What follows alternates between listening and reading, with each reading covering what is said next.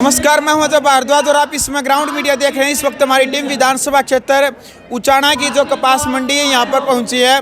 Cameraman को कहूँगा घुमा करके दिखाए। जो किसान महापंचायत जो आज़ाद पालू है भारतीय किसान यूनियन के जिला अध्यक्ष हैं, इनके आपके नेतृत्व में करवाई जा रही है जी पंचायत। हाँ, ये आज हमने किसान महापंचायत का आयोजन यहाँ कपास मंडी उचाना में किया है, क्योंकि यहाँ पर दो बड़े लीडर भी बैठे, विजेंद्र सिंह और दुष्यंत चौटाला।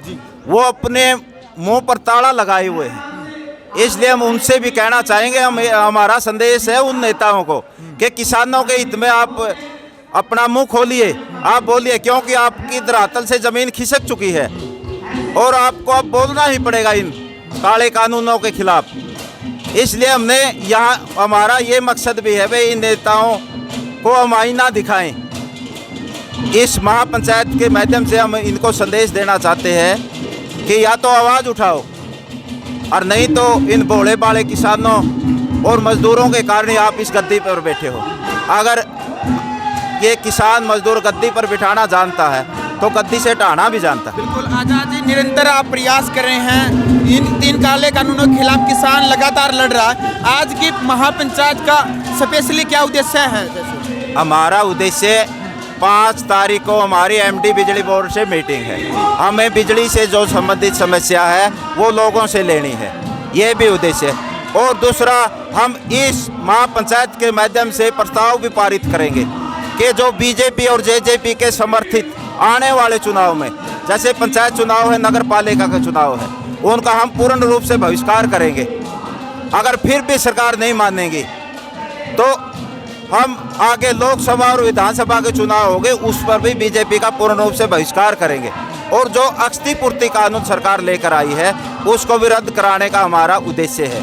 और उसके अलावा जो काले कानून है, एमएसपी की गारंटी का कानून हमें सरकार बना कर दे, काले कानूनों को निरस्त करें।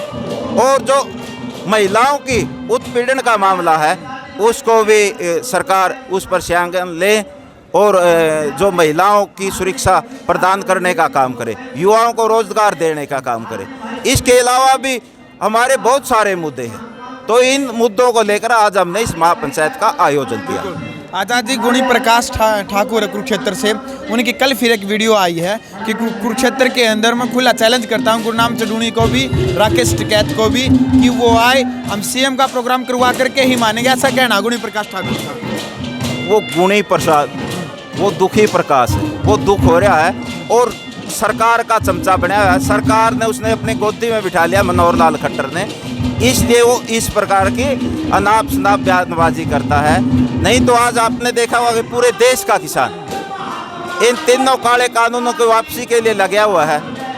तो अगर गुणी प्रकाश किसान है तो उसने भी इस किसान आंदोलन का समर्थन करना चाहिए और किसानों के में खड़ा होना चाहिए। आज़ाद जी, दुष्यंत चौटाला के गढ़ में ही हम खड़े हैं। आप बार बार दुष्यंत चौटाला का और वीरेंद्र डूमरखा का भी विरोध कर रहे हैं किसानों की तरफ से भी। दुष्यंत चौटाला का बड़ा बयान आया था कि जो नेतृत्व कर रहे हैं किसानों का, वो या तो जिला पार्षद की या फिर एमएलए की तैयारी कर रहे हैं, यानी कि राजनीतिक षड्यंत्र के तहत विरोध कर रहे हैं। दुष्यंत चौटाला ने खास तौर पर आरोप लगाया किसानों के ऊपर कि राजनीति कर रहे हैं यहाँ पर। मैंने कहा कि दुष्यंत चौटाला की जमीन खिसक चुकी है, वो बुखड़ा चुका है। उसने भोले भाले किसान मजदूर का वोट लेकर बीजेपी की गोद में बैठा हो और वो अब उसकी हालत ये हो गया जैसे पेड़ से पत्ता टूट जाता है, नहीं, वो पत्ते वाली हालत हो गई है।